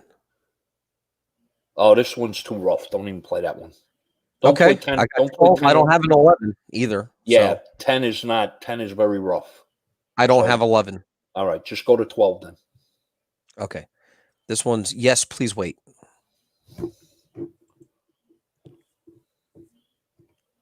Okay, Okay, Mike, Lisa, if you guys are facilitating this session, can you please let me know that you're there? All right. Just saying, when we do a session and say they're communicating on a daily basis with us and they're what you call it, they're giving us the information we need, to know every single day when we turn on a ghost box. Now, if you would do a session for like 5 minutes, whatever it takes you 3 days to go over it, and you didn't even turn the ghost box on for 3 days because you have to go over this for 3 days, that wasn't their best stuff. They're probably like, what are you doing, man? I got better stuff. Turn it on, man. I got better stuff for you. How would we know? Well, we don't, but I'm sure they're chomping at the bit. You know what I mean? Like, I'm sure they're waiting, like, when the hell are these guys going to turn this box back on? We got things to say. But then it's funny because when they do turn it on and you ask pertinent questions, 9 times out of 10, if you ask a really pertinent question, you don't get an answer. Or you'll get an off-the-wall answer that doesn't have anything to do with the question you asked. So I don't think there's any real pressing information going on that they have to send. Or if they're allowed to send. Who knows what they're allowed to send us? Who knows what they're allowed to say to us? Who knows what we're allowed to know? You know what I mean? That maybe the reason we get this rudimentary communication is because we're not allowed to know what's going on the other side. They're not allowed to give us a lot of information. So they tend to give us more or less, placid information so that, we know they're communicating and they're attempting to communicate. They're not leaving us hanging out to dry. They're giving us communication, but they're only giving us, bits of communication that we can't do anything with, that we're not supposed to know, things that we're not supposed to know, we don't get, Maybe we're just not doing it fast enough. Maybe we should do less sessions. I started doing that. I started cutting my sessions down. I was doing like 1 minute, 2 minute instead of 5 minutes or 6 minutes or 7 minutes, whatever, just so if they had something to get through, they could get it through in the 1 minute or 2 minute, and we could bang that out, and we could do that daily instead of taking days off where we didn't even turn it on. You know how many times I sit down to do a session, I say to myself, okay, I'm going to keep this session below 5 minutes. And by the time I realize how long the session has been going, it's 10, 15 minutes. I know. It sucks because then you feel obligated to go over it, and that takes days and days and days. Right. So if they took, what we got to do when you go over a session, listen if the information peters out over time. Like, are the best files that you got within the first 3 minutes? I just got done talking about that a little while ago.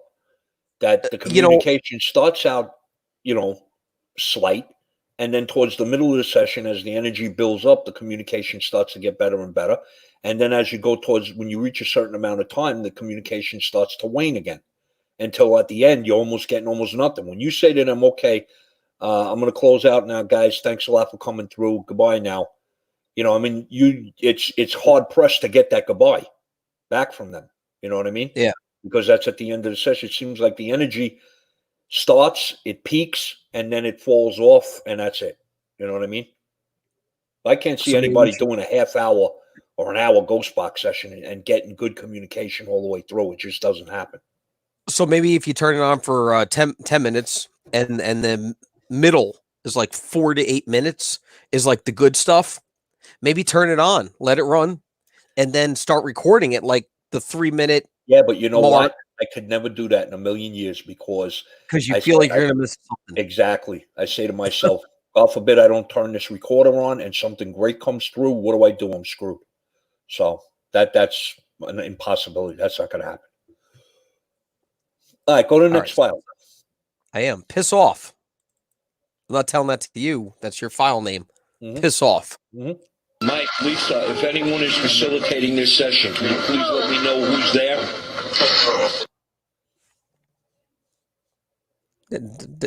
I tell you that all the time. They don't like you over there. Mike, Lisa, if anyone is facilitating this session, can you please let me know who's there? Yeah, so that sounds like a drunken guy, like that's at a bar and you say, hey, buddy, you got a light? And he's all drunk and stupid. Piss off. Piss off. What's the next one? Let's get through these. All right. Tom, this handful of nothing is yeah, this one's a pretty good file. This one's pretty good. Tom, this handful or handfuls? Well, it comes through. I ask who's there and who's, if there's any I believe I said, is there anybody, any technicians there or whatever? And Tom comes through, and I hear it in real time. I acknowledge it in real time. And then the next thing that comes through is this handfuls of nothing, which I have no idea what that means. Okay, let's play it. The entity that just said Bruce, can you tell me who you are, please? I heard the name Tom. Is that correct? What does that mean? I mean, it's got to mean something. Though, that actually maybe some they're sort of pertaining to the communication that they're sending. Like, this is handfuls of nothing. Like, everything we're sending is handfuls of nothing. At that point, you probably should say, "Okay, I'll go then." Shut down. Maybe it's a thing where they're telling us that the questions we're asking or the communication that we're trying to get by the questions we're asking is meaningless. Like "Hey, the entity that said my name, can you tell me who you are?" And then somebody just got disgusted on the other side and said, "Hey, you know what, guy? This is like handfuls of nothing that you're doing." Ask some more, serious questions or get some more serious information. That's up to them to send it. It's not up to us to ask for it. It's up to them to send it. It is. Shoot legs to the right calf. Yeah, this file is kind of rough. But that's what I got. And it has no relevance to the statement or the question that I asked. This is the message that came through. It says shoot legs to the right calf. And I think I asked for any. Concentrate and get the communication through so that I can hear you.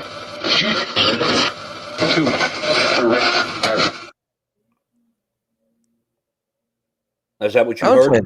I'm going to dissect this. Hang on. Can you please try to concentrate and get the communication through so that I can hear you?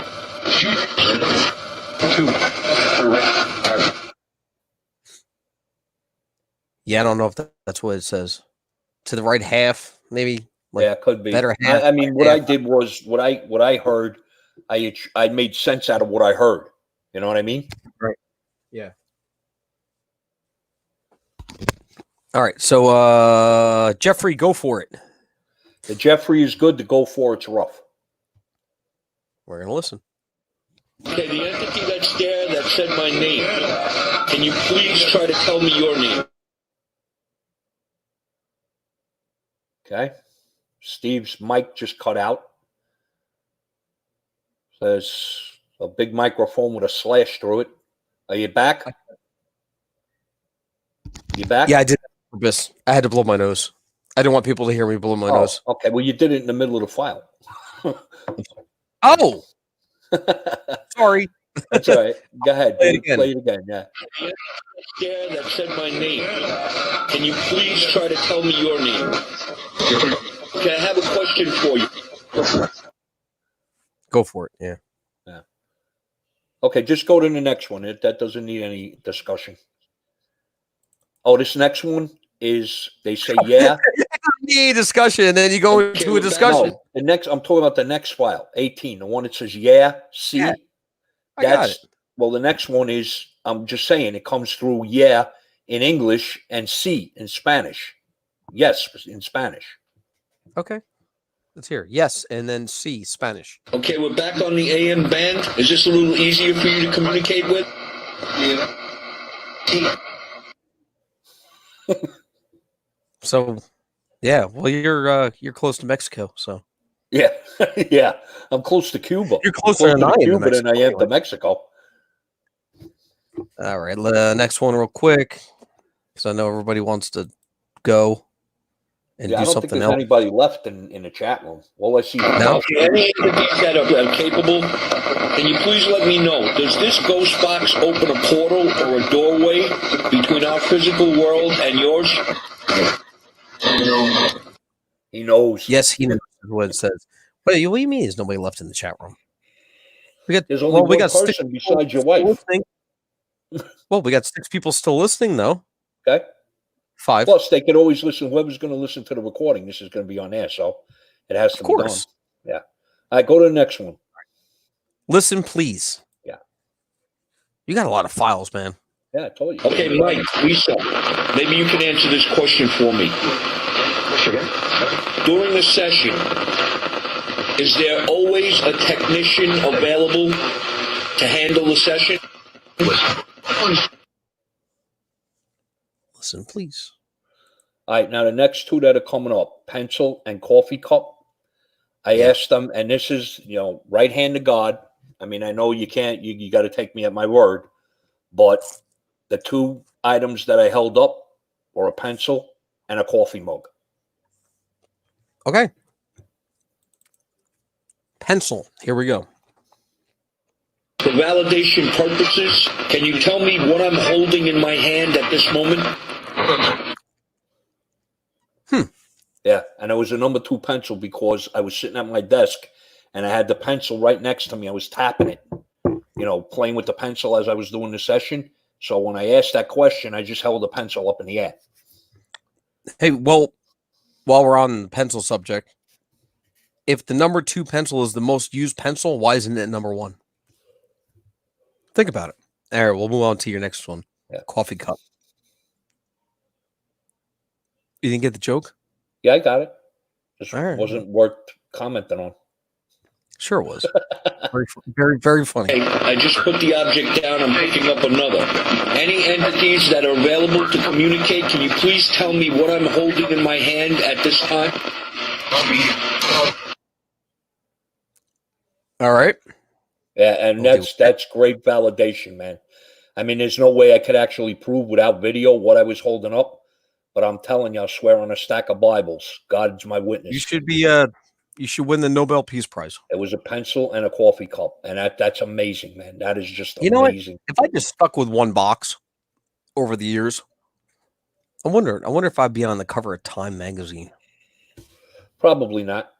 Because maybe sticking with one box the entire time and you have such a great communication, it just grows over time and it just becomes phenomenal. Well, that's what happens with this SB12. I've been using it so long and so just that box. I mean, it's just, I mean, I am imprinted. That box is part of me. I'm part of it. And they know when that box goes on. And that's why, the communication I'm getting now is the best I've ever gotten. I play the last one. It says, I guess. I said, actually, I have Please Stay Bruce. Session.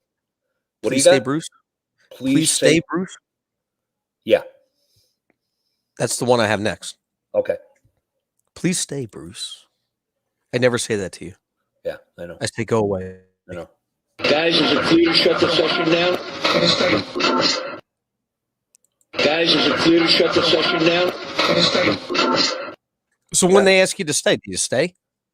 Well, I stay for another couple of seconds. You sit there because if you sit there for like another minute or 2 minutes or 3 minutes, whatever, that's just more shit you got to go over. No, I don't think of it that way. I mean, and plus, I didn't hear "Please Stay, Bruce" in live in real time. If I did, I would have actually let the session go a little bit longer. But I didn't. Or if you stayed on and 3 minutes later you still haven't heard anything, and then at the last minute it says "Gotcha." Yeah, right. Yeah. I wouldn't put it past them. It wouldn't. And this one, I guess this one, I say, I say I'm closing out the session. And goodbye now or whatever. And they say, yeah, and I'll communicate with you again real soon. And they say, yeah, I guess. All right, here we go. Okay, guys, I'm shutting down. If you came through or attempted to come through, thank you very much. We'll communicate again soon, okay? Sounds very European. Yeah, Yugoslavia. You have a lot of European ghosts at your house. So out of 25 files, I would say I'd say maybe 40% of them were good files. I'd say about 60%. Huh? That's good.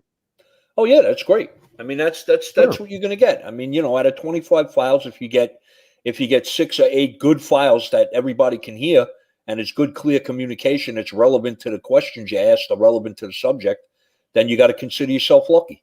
Yep. All right. Anyway, well, that's it. I guess we bored everybody enough. Yeah, an hour and 45 minutes, man.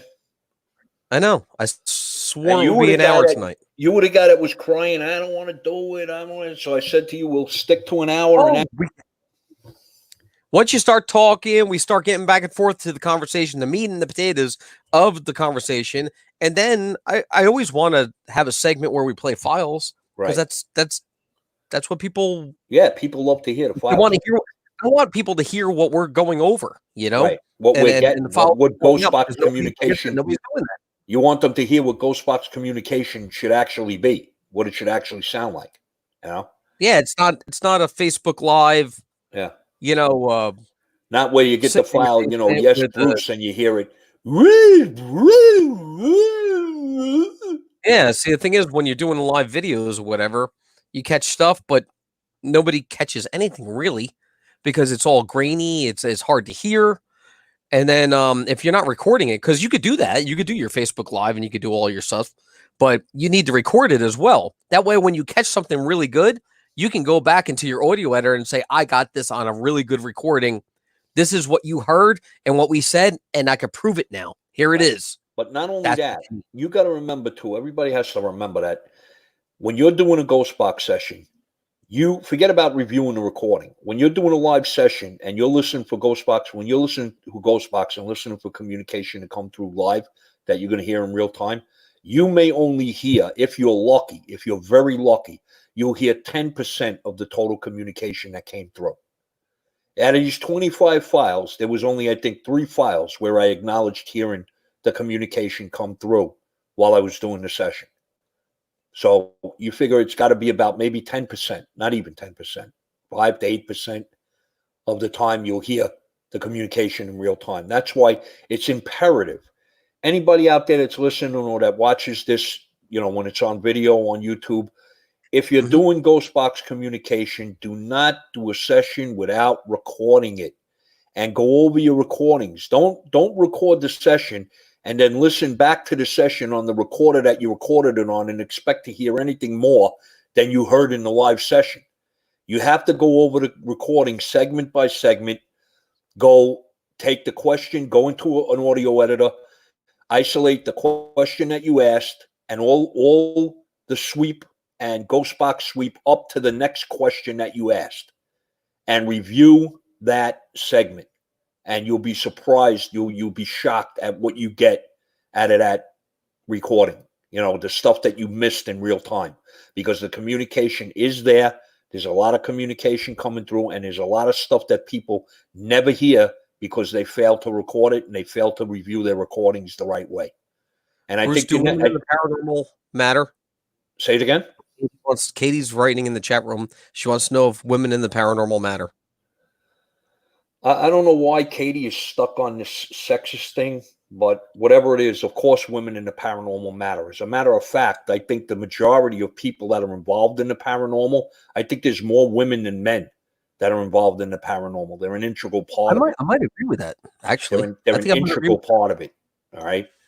And giving Katie all her due respect, I mean, she's out, she's in that, on that workbench day in and day out, hour after hour. She's doing men's work. This is what she's doing. She's doing stuff. She's doing stuff that I'm doing in a different room.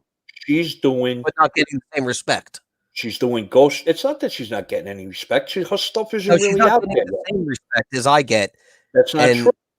Your respect has been earned over years of being in the public paranormal and people knowing who you are and knowing your stuff.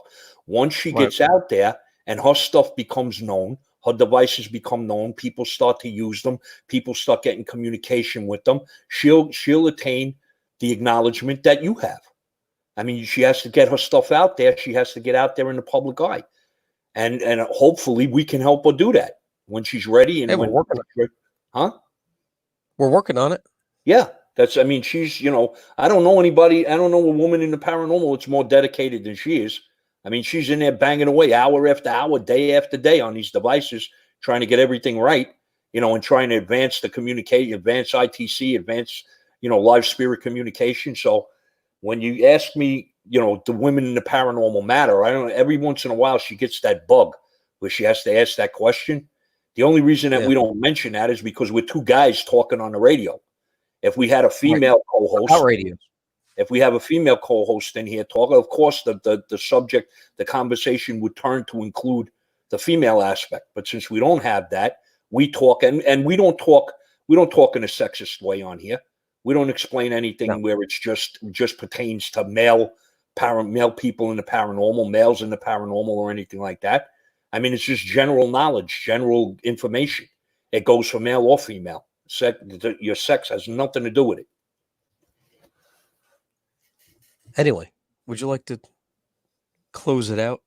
Yeah. It's going on 2 hours. Now we might as well. We got 10 more minutes. We might as well go to 2 hours. 10 You know what I minutes mean? now. We got 10 more minutes.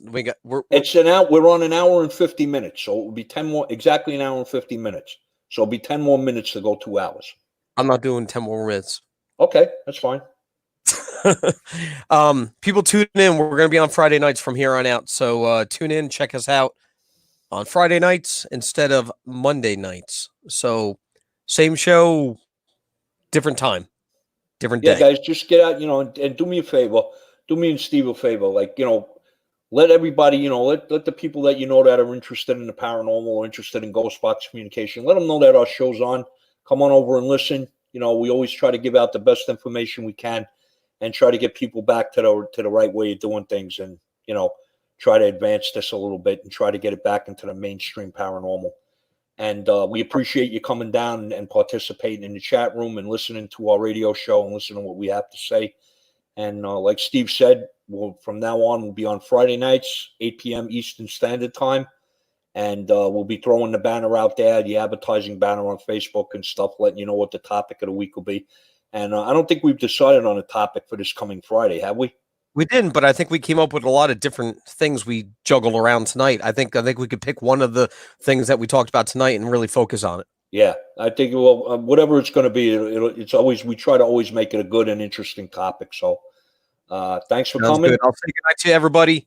Thank you, and we'll see you on Friday. Yeah, thanks for listening. Thanks for coming. Stay safe out there. Keep your masks on. Keep your distance. And we'll all get through this together. And we'll see you this Friday, okay? Have a good couple of days. Good night. Good night. Bye.